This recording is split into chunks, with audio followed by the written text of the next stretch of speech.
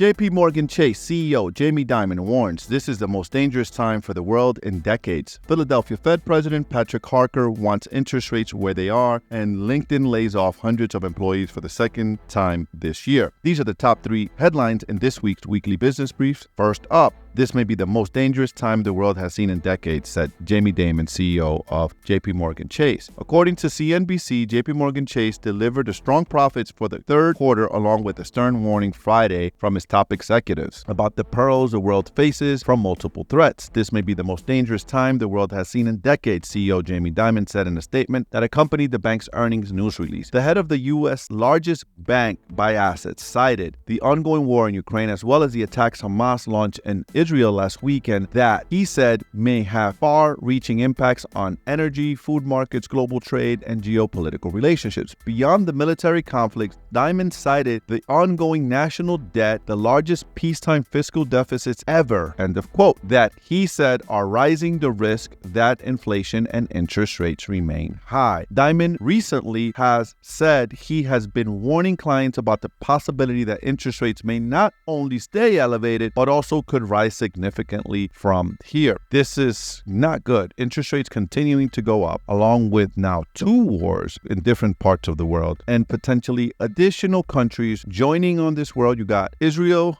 and Gaza. You got countries, Iran threatening that if Israel goes in the ground and occupies Gaza, that they're going to join this war. You got on the other side of the border for Israel, you got the Lebanese Hezbollah, which is another terrorist group, attacking Israel. So it's just interesting time what's happening around the world right now with all these wars. Make sure we're listening and preparing for ourselves and our family accordingly. Next up, Philadelphia Federal Reserve President Patrick Harker said Friday he thinks the central bank can stop raising interest rates. Hallelujah, sir. A stark turn in what I see the data and hear from contacts. I believe that we are at the point where we can hold rates where they are, Harker said in a prepared remark for the Delaware State Chamber of Commerce. Look, we did a lot and we did it very fast. As a voting member this year on the Rate Settling Federal Open Market Committee, Harker's words carry extra weight as policymakers contemplate their next steps forward. Though his remarks align with what several other officials said recently, they are perhaps the most explicit endorsement yet of a halt to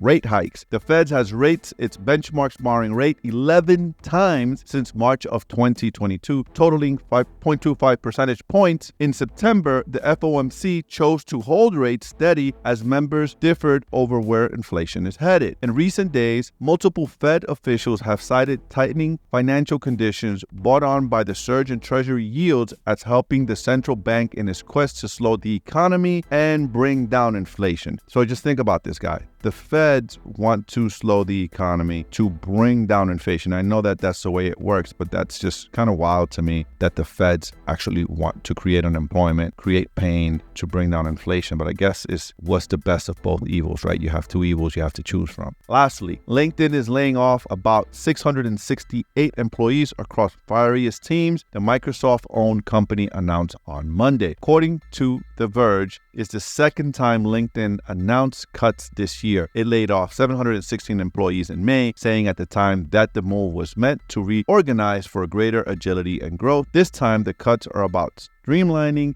our decision-making. According to LinkedIn's statement, Microsoft also announced multiple rounds of layoffs recently, including 10,000 positions it eliminated at the start of this year. LinkedIn, for its part, is growing. Its revenue surpassed $15 billion for the first time the last fiscal year. And there have been numerous headlines recently about its resurgence. Like nearly every tech company these days, LinkedIn has been aggressively leaning into AI this year, putting out tools for generating profiles and job descriptions and AI-powered conversation starters. It's also rumored to be developing an AI job coach. Wow, that's interesting. What do you think? Do you think AI had something to do with these recent layoffs? What are your thoughts? Share your thoughts down in the comments below and let's discuss. And this has been your weekly business brief. I'll see you guys next week. And remember to like and subscribe to the channel to keep up with the latest business updates.